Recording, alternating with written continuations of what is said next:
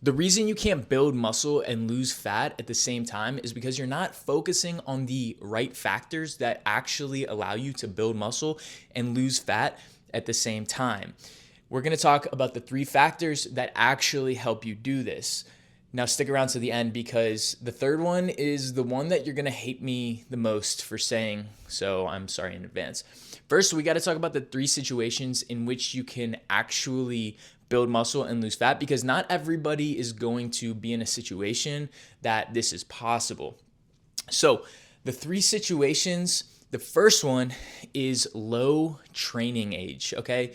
This essentially just means that you haven't been training for a very long time. For most people, if you are below pretty much 5 years of training, you probably fit into this category, especially if some of those years of training haven't been super dialed in, haven't been super structured, like working with a personal trainer or a strength coach where your training is, locked in. Like you're actually challenging yourself all the time. That is a low training age. Not necessarily that you haven't been training for long, but that you haven't been training very, very structured for very, very long. So low training age, you'll be able to lose fat and build muscle at the same time.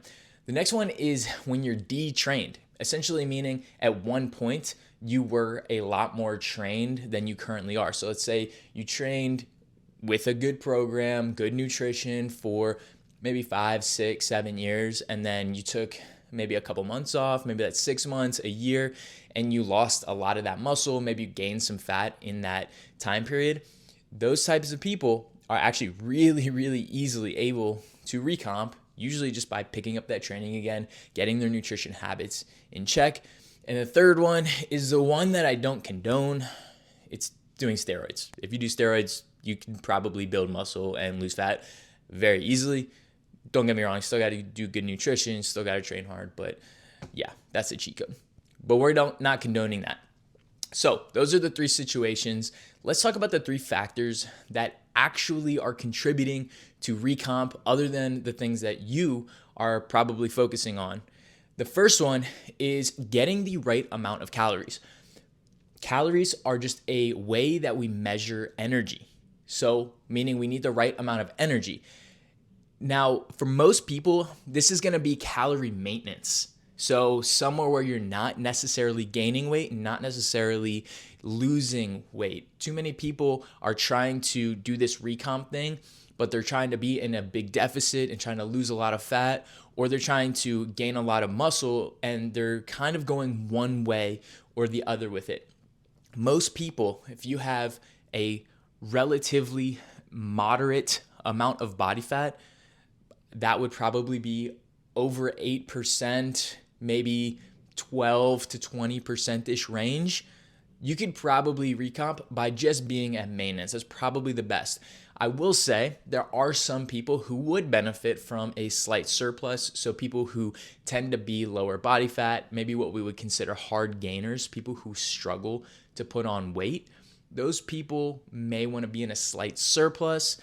And on the other side, people who maybe carry around a little bit more body fat than others, those people would want to be in a very, very slight deficit. Going too much to one direction will definitely hurt this process. And most of the people that I work with on building muscle and losing fat at the same time, we're putting them very, very close to maintenance, if not in maintenance itself.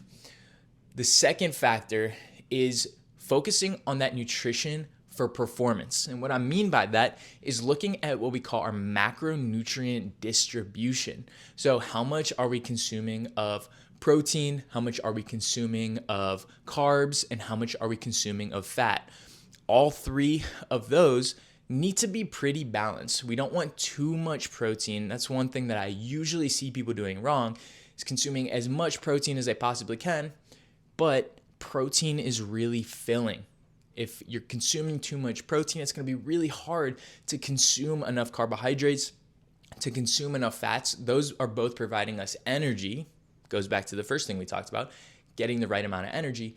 And those carbohydrates are going to be the thing that mostly contributes to high performance. So if we can make sure our protein is at the right amount, probably between 1.2 grams per kilogram all the way up to 1.8 grams per kilogram. You don't need 1 gram per pound. You don't need it. It's overkill. That way we can fit in a lot more carbohydrates, probably between 45 and 55% of your total energy intake should be carbohydrates. And hopefully it's on that 50 to 55% side if possible, if that fits in.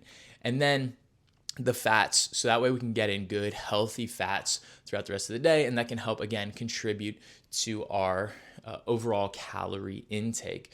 So really want to focus on that nutrition for performance, fueling before, fueling during if we need to, and fueling after. Again, that's going to mostly come from carbohydrates for our energy. Before, during, probably carbohydrates, and after, making sure that we're recovering appropriately, again, with carbohydrates to refuel the energy that we just utilized, but also proteins and maybe some fats there as well. So that's number 2, focusing on our nutrition for performance rather than just for building muscle or for losing fat or for that concept. If we fuel ourselves appropriately, we're going to go in the gym and we're going to absolutely kill it every session, which leads us to our number 3 thing, which is challenging training. You have to challenge yourself. So many people, I see them go into the gym and just half-ass it. They're not really trying. They're not progressively overloading, which just means adding weight, sets, or reps over time to make it harder on themselves. You need to give your body a stimulus that says, brother, we need to change. If you give it that stimulus, it will listen. If your nutrition is good, if your sleep is good, but you have to tell it. That's step number 1, is telling it to make that change. I want to add another part to this, and this is the part that you guys are going to hate me for, because everybody who wants to build muscle and lose fat hates doing this thing, cardio. And I don't mean getting on the treadmill, putting it on an incline and walking.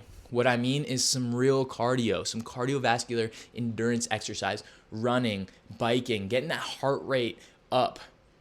And this was something for a long time that I personally did not really do. And I think the quality of my building muscle and losing fat phases really, really suffered. Cardio is something I've implemented a lot more recently, and I will tell you the ability to build muscle and lose fat, as long as your training is dialed in, it's challenging, you're fueling for performance, cardio is going to benefit you. Not only is it going to make it where you can lift better because you're not getting gassed, right? You're not breathing heavy from a set of 10. A set of 10 is not cardio. I used to say that. But if you can do a set of 10 or a set of 8 or 15 without really breathing that heavy, then you can put a lot more effort into it. You can get a lot more challenging with that training.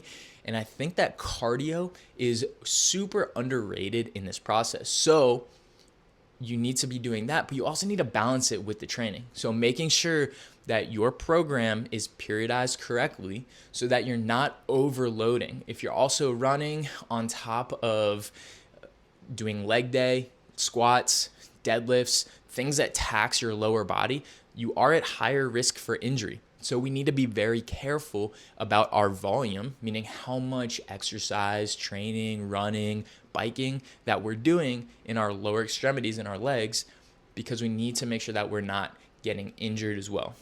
If you don't get injured and you train really, really well in this process, again, you focus on your nutrition, you get that calorie number in the primo place, you are going to absolutely destroy. You're going to build muscle, you're going to lose fat just as you want. If you guys are interested in building more fat, then check out this video that I made and watch the whole playlist, because you're going to wonder why you never were able to do this before.